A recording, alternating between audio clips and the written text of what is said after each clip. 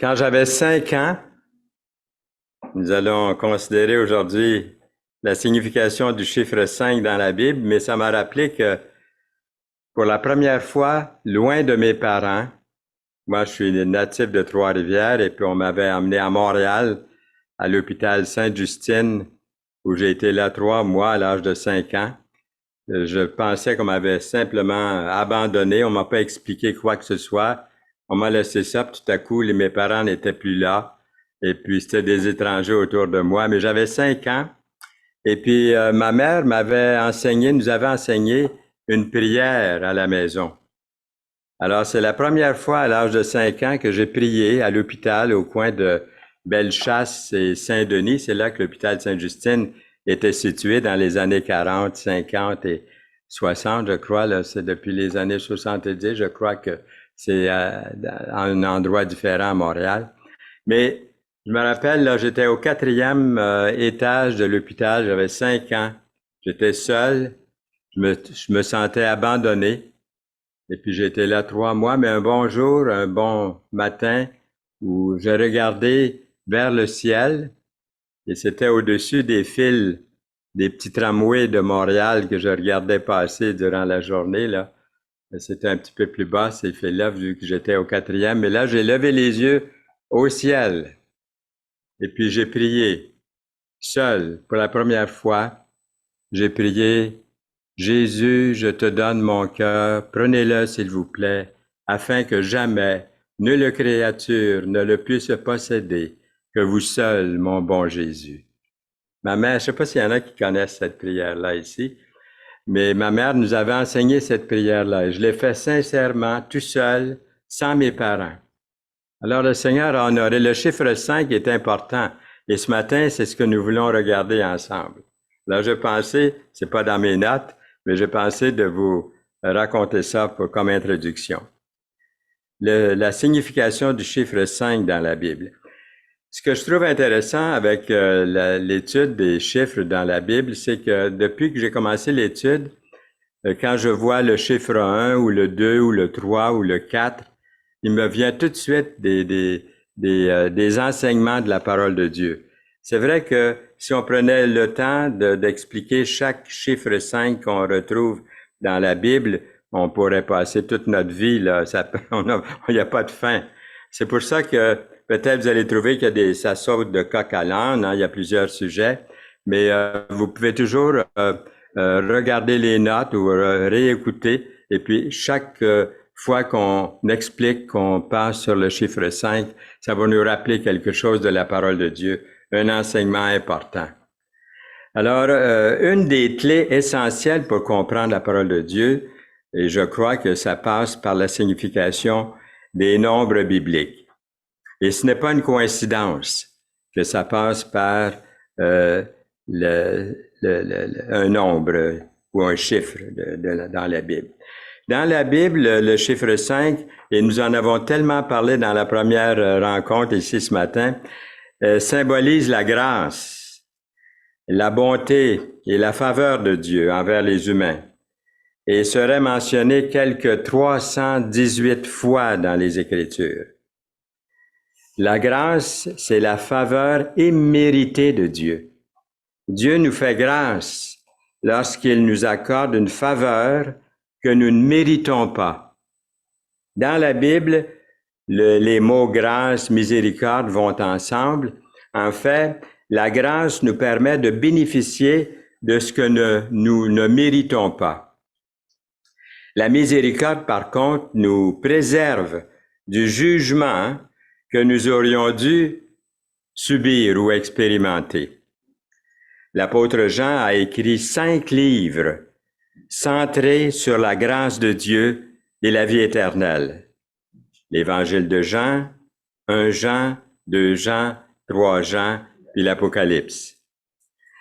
Nous avons ce verset ici dans 1 Jean 16, B 17 qui donne vraiment l'ensemble de la grâce. Nous avons tous reçu de sa plénitude et grâce pour grâce par la loi, car la loi a été donnée par Moïse. La grâce et la vérité sont venues par Jésus-Christ. Jésus a multiplié les 5 pains pour en nourrir 5000. Les apôtres nous lisons, ils lui dirent, les apôtres lui dirent, nous n'avons ici que 5 pains et 2 poissons. Et Jésus dit, apportez-les-moi. Dans Matthieu 14, 17. Il fit asseoir la foule sur l'herbe, prit les 5 pains et les 2 poissons, et levant les yeux vers le ciel, il rendit grâce. Puis il rompit les pains et les donna aux disciples, qui les distribuèrent à la foule. Matthieu 14, 19. Tous mangèrent et furent rassasiés, et l'on emporta 12 paniers des morceaux qui restaient. J'attendrai pas au chiffre 12 pour vous dire que je pense, peut-être plusieurs ont pensé, ça doit être un panier, un petit panier pour chacun des apôtres, 12. Il en est resté 12. C'est eux qui ont sûrement aidé à faire la distribution de cette nourriture, dans Matthieu 14, verset 20. Il existe 5 livres de la loi de Dieu. Genèse, Exode, Lévitique, Nombre et Deutéronome. Communément appelé le Pentateuque. Penta veut dire justement 5. Le Pentateuque, 5. Les 4 évangiles plus les actes des apôtres, on pourrait dire, équivalent à 5 livres qui, en tant qu'ensemble, pourraient être désignés comme le Pentateuque du Nouveau Testament, si vous voulez. Il révèle, ces livres du Nouveau Testament, les enseignements de Jésus concernant la loi et les prophètes. Dans quelques instants, nous allons examiner le 5e commandement de Dieu. Comme je vous ai dit au tout début de la série, à chaque fois, je lis un des 10 commandements de Dieu au chiffre que nous sommes en train de considérer. Alors, dans quelques instants, nous allons examiner le 5e commandement de Dieu donné à Moïse sur le mont Sinaï.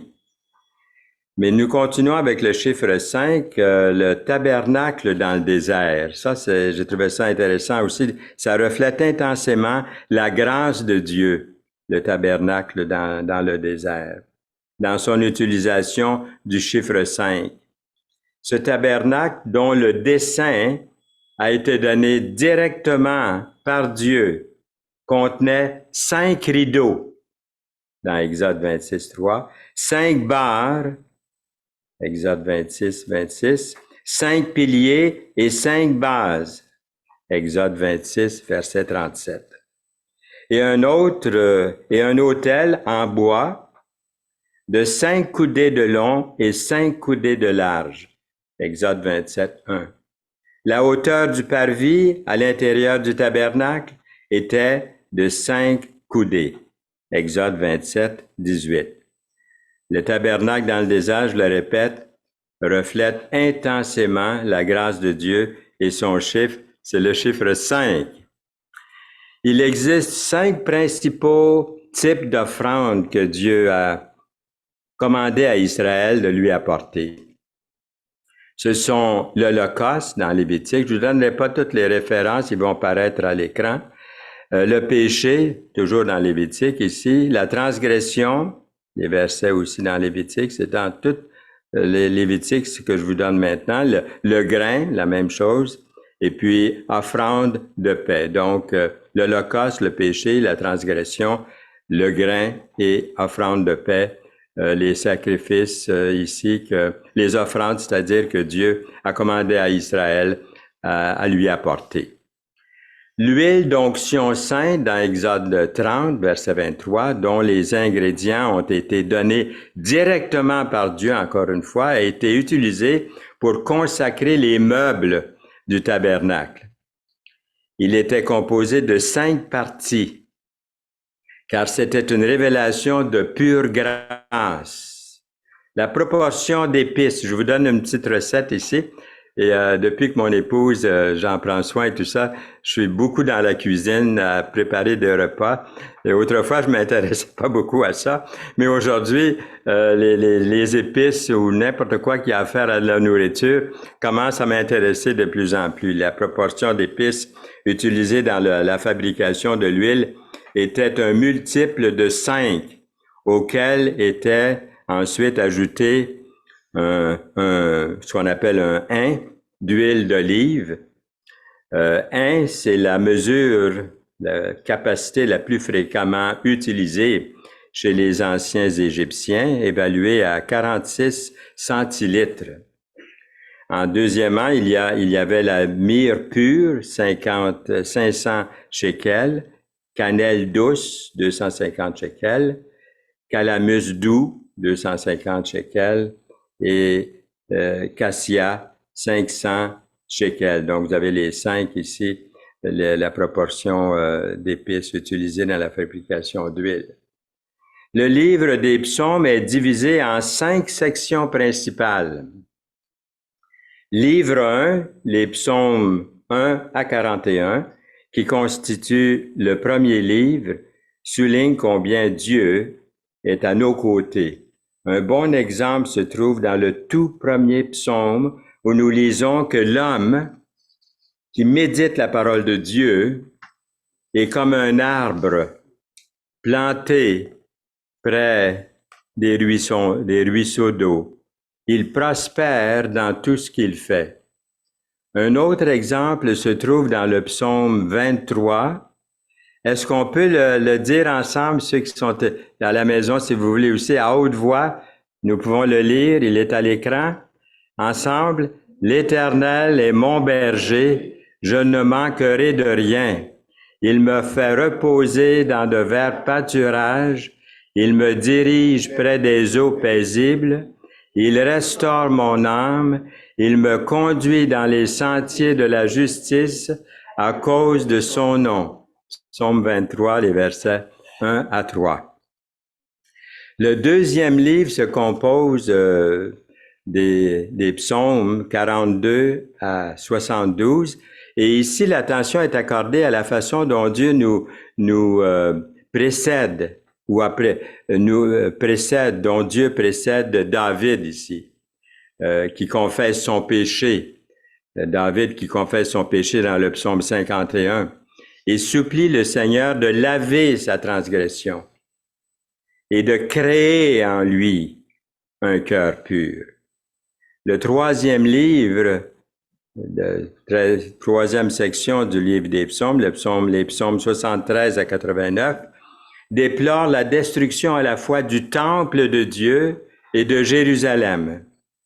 Cette section fait également allusion aux prophéties concernant la grande tribulation de la fin des temps.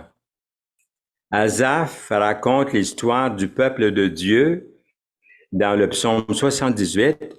Il nous montre que Dieu a été à l'œuvre tout le temps.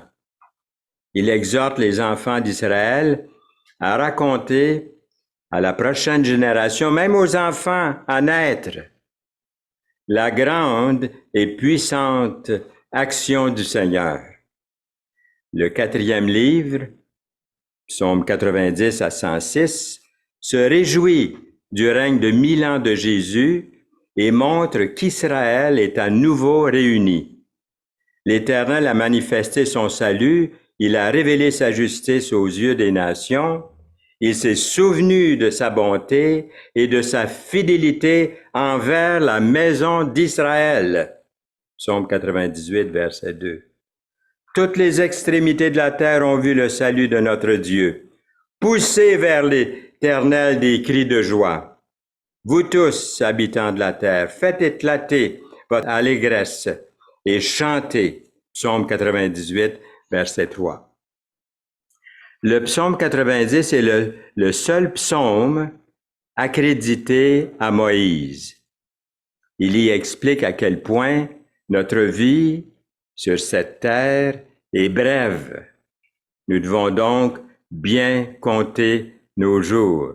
Est-ce que nous comptons nos jours? Nous devons donc bien compter nos jours. les jours de nos années s'élèvent à 70 ans. Et pour les plus robustes, à 80 ans. Pas pire, hein? Pas pire. Ceux qui ont plus que 80 ici, là, on ne vous demandera pas de lever la main. C'est difficile de lever la main plus haut que ça, des fois, hein? Mais l'Écriture parle vous voyez, de détails comme ça de notre vie. Mais il ajoute tout de suite, et l'orgueil qu'ils en tirent n'est que peine et misère, car il passe vite et nous nous envolons. Alors, vous voyez, quand j'ai prié à l'âge de 5 ans, il me semble que ça fait pas longtemps, il me semble que c'est avant hier, mais déjà 86 ans, ça fait déjà 81 ans que cette prière-là a été faite. Et le Seigneur l'a entendu. Et le Seigneur a béni. Gloire à Dieu. Vous avez combien de jours de vécu? Il vous en reste combien à vivre? Dans le 5e et dernier livre de la section des psaumes, 107 à 150, ça décrit ici un moment où Juda, qui représente tout Israël, sera à nouveau délivré. Le psaume 128 dépeint une belle image d'un homme qui craint Dieu. Il est heureux et béni. Sa femme est comme une vigne fructueuse dans la maison et ses enfants sont comme des oliviers autour de la table. Et il verra la paix et la prospérité dans sa nation. La tête d'or de la statue représente Babylone dans Daniel 2, verset 32. Est-ce que j'ai mentionné le roi de Babylone, Nebuchadnezzar, a reçu de Dieu un rêve où il a vu une statue géante d'un homme. Et cette statue, selon l'interprétation donnée par l'Éternel à Daniel, représente 5 périodes d'empire dominant le monde. La tête d'or de la statue représente Babylone, dans Daniel 2. La poitrine et les bras d'argent symbolisent l'empire perse. Le ventre et les cuisses de bronze ou laiton représentent l'empire macédonien sous Alexandre le Grand, Daniel 8. Les 2 jambes de fer symbolisent l'empire de Rome, Daniel 2. Les 10 orteils de fer mélangés à l'argile sont les successeurs de l'empire romain, dans Daniel 2. Donc, voici quelques informations supplémentaires que j'aimerais donner ici sur le sens biblique très rapidement du chiffre 5 dans la Bible. Il y a 5 livres dans la Bible qui ne contiennent qu'un seul chapitre. Abdias, 2 Jean, 3 Jean, Philémon et Jude. Moïse a écrit 5 livres, le plus grand nombre de n'importe quel écrivain de l'Ancien Testament. Les 10 commandements contiennent 2 séries de 5 commandements. Les 5 premiers commandements sont liés à notre relation avec Dieu. Les 5 derniers concernent notre relation avec les autres humains. Quelle sorte de parents avez-vous eu? Quelle sorte de parents êtes-vous? On arrive au 5e commandement de Dieu donné à Moïse sur le mont Sinaï. Le 5e commandement de Dieu selon la Bible, « Honore ton père et ta mère afin que tes jours se prolongent. » Exode 20, 12. Chez les catholiques, c'est le 4e commandement qui dit « Père et mère, tu honoreras afin de vivre longuement. » Pourquoi ce n'est pas le 5e commandement comme c'est dans la Bible? Pourquoi c'est le 4e? Et je vous l'ai déjà dit, on a déjà vu ça dans le 2e, lorsqu'on a regardé le 2e commandement.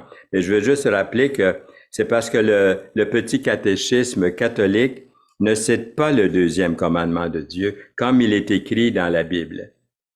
Nous n'avons pas le même commandement de Dieu. Pourquoi, vous vous demandez? Je vous rappelle que le 2e commandement de Dieu, selon la Bible, dit « Tu ne te feras point d'image taillée ».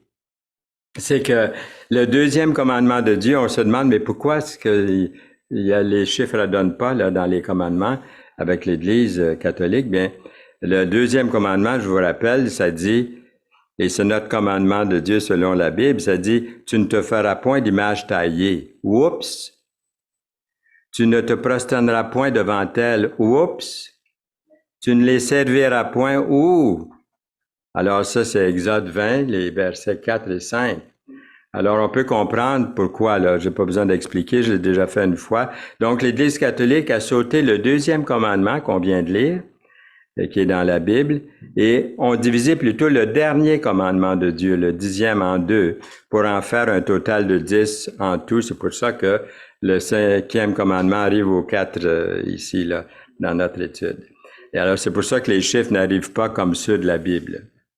Alors, on revient ici. Qu'est-ce que c'est qu'on veut dire par honorer ses parents? Le mot honorer a des synonymes tels que respect ou respecter, estimer, louer. Lorsqu'on dit l'honneur lui est dû, on veut dire que cette personne mérite le respect, de la gratitude, de l'attention, de l'obéissance. Je mentionnais ça à mon frère Omaric avant la réunion. J'ai un ami, un cher ami chrétien, frère dans le Seigneur, qui m'a écrit, un Africain, qui m'a écrit, il a dit, qui par respect, il m'a demandé, à cause de mon âge, s'il pouvait s'adresser à moi et m'appeler papa. Et j'ai remarqué que c'est une coutume à plusieurs endroits où on reconnaît les personnes plus âgées comme ça, puis on les appelle papa. Est-ce que ça se produit assez fréquemment, je crois. Alors, j'ai trouvé ça touchant. J'ai vu qu'il y avait encore il y a des cultures dans le monde qui ont beaucoup de respect pour les personnes plus âgées ou pour les parents, pour les grands-parents. Alors, mes parents, à moi, m'ont enseigné quand j'étais plus jeune d'avoir du respect pour les personnes âgées. Ça se faisait à l'époque, beaucoup. D'avoir du respect pour les femmes enceintes, en particulier, pour les personnes handicapées. Et à nous, les 5 garçons, on était 5 garçons à la maison et une fille. On nous a enseigné à nous, les garçons, mes parents, de céder notre place aux femmes et aux filles, sans distinction de leur âge. Quand on était dans l'autobus ou en train, on faisait un voyage, bien, de laisser notre place. Ils m'ont enseigné aussi d'enlever mon chapeau lorsque je rencontrais quelqu'un. Ça se fait plus, j'ai pas vu ça depuis des siècles, on dirait, depuis des décennies en tout cas. Et puis aussi, ils m'ont enseigné de saluer les personnes plus âgées, un salut respectueux, et puis de ne pas manger à table avec mon chapeau sur la tête. Ça se faisait dans ce temps-là. De laisser passer les dames les plus âgées avant moi, de leur ouvrir la porte, puis de dire « après vous, madame » ou « après vous, monsieur », si c'est un vieux monsieur. D'avoir du respect. De ne pas partir en courant, puis de rentrer, puis de fermer la porte dans la face de la femme ou de n'importe qui, comme bien entendu. Mais il y avait ce respect qui était souligné. D'honorer ses parents, ça va plus loin que des paroles, ça doit être suivi par des gestes. C'est entendu que certaines de ces choses ont été abandonnées au cours des années, mais je remarque que ça existe encore chez bien des gens. C'est peut-être, j'espère, la plupart des gens. Peut-être à cause de mon âge aussi, c'est que même des jeunes dames m'ouvrent la porte ou attendent que j'arrive à la porte. Alors, je me suis dit, certainement que j'ai atteint l'âge où même les dames vont avoir du respect pour les... Alors, ça existe encore dans notre société, hommes et femmes, je pense, mais ça a été abandonné par plusieurs, je crois, et on doit revenir à ça. En tout cas, si pas entièrement à ça, à avoir du respect, de se souvenir de ces bonnes habitudes qu'on avait autrefois. Alors, souvenons-nous aussi qu'Israël s'était rendu coupable d'honorer Dieu seulement du bout des lèvres. On lit dans Ésaïe 29, 13, le Seigneur dit, « Quand ce peuple s'approche de moi, il m'honore de la bouche et des lèvres, mais son cœur est éloigné de moi.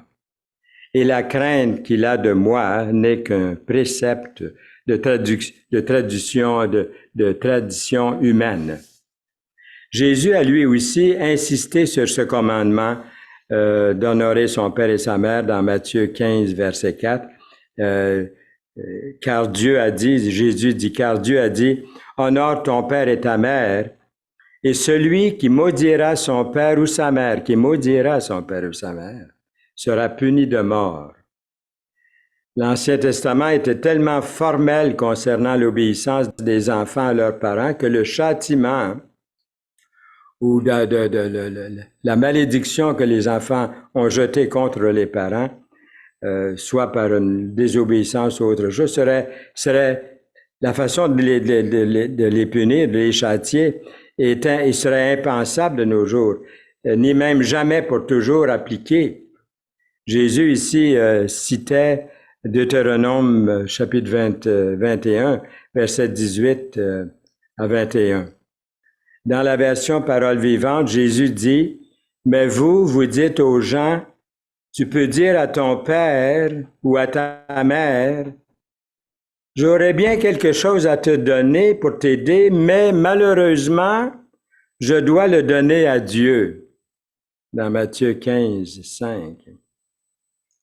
Alors, tu n'es plus obligé de respecter ton père. Ainsi, à cause de votre tradition, vous supprimez la parole de Dieu. Dans Matthieu 15, verset 8. Honore ton père et ta mère, c'est un commandement qui fait beaucoup réfléchir. Ce que les pères et mères ont été pour leurs enfants et ce que les enfants ont été pour leurs parents aura énormément d'influence dans l'âge adulte de tout individu. On ne choisit pas ses parents, c'est vrai. Aujourd'hui, la famille fait face à toutes sortes d'interprétations sur ce que doit être une vraie famille. Il y a un très grand nombre de foyers unifamiliaux, par exemple. Dieu a voulu que les enfants honorent leurs parents. Comment honorer Dieu si on ne commence pas par honorer ses parents? C'est Dieu qui a créé la cellule familiale. Les parents sont appelés à assumer beaucoup de choses importantes dans la vie de leurs enfants, à commencer par leur éducation. Les parents auront sûrement un impact dans leur vie, que ce soit pour le bien ou pour le mal. Dans la Bible, nous retrouvons des rois d'Israël qui ont mal tourné. Vous en connaissez des exemples. Exemple, Achazia ou Achazia, fils d'Achaz, régna sur Israël à Samarie. La 17e année de Josaphat, roi de Juda, il régna 2 ans sur Israël. Il fit ce qui est mal aux yeux de l'Éternel et marcha dans la voie de son père et dans la voie de sa mère. Mais plutôt, heureusement pour tous les bons parents et pour tous les bons enfants, les parents de Jésus allaient chaque année à Jérusalem à la fête de Pâques, entre autres activités dans Luc 2. Jésus, voyant sa mère auprès d'elle, le disciple qu'il aimait, dit à sa mère, « Femme, voilà ton fils. » Puis il dit au disciple, « Voilà ta mère. » Et dès ce moment, le disciple l'a pris chez lui dans Jean 19. Ça se passait au pied de la croix. Le Père du juste est dans l'allégresse, le Père du juste. Celui qui donne naissance à un sage aura de la joie. Que ton père et ta mère se réjouissent, que celle qui t'a enfanté soit dans l'allégresse, dans Proverbes 23, 24 et 25. Selon le Nouveau Testament, la désobéissance aux parents est signe de paganisme. Les hommes seront égoïstes, amis de l'argent, fanfarons, hautains, blasphémateurs, rebelles à leurs parents. Dans 2 Timothée 3, 2. La captivité d'Israël était due en partie à l'absence d'obéissance aux parents. Voici au-dedans de toi tous les princes d'Israël usent de leur force pour répandre le sang. Au-dedans de toi, l'on méprise père et mère. Je te disperserai parmi les nations. Je te disséminerai en travers pays, dans Ézéchiel 22. Alors c'est grave, on voit que les conséquences pour Israël ont été terribles. Il est clair, d'après la Bible, que les parents doivent être honorés.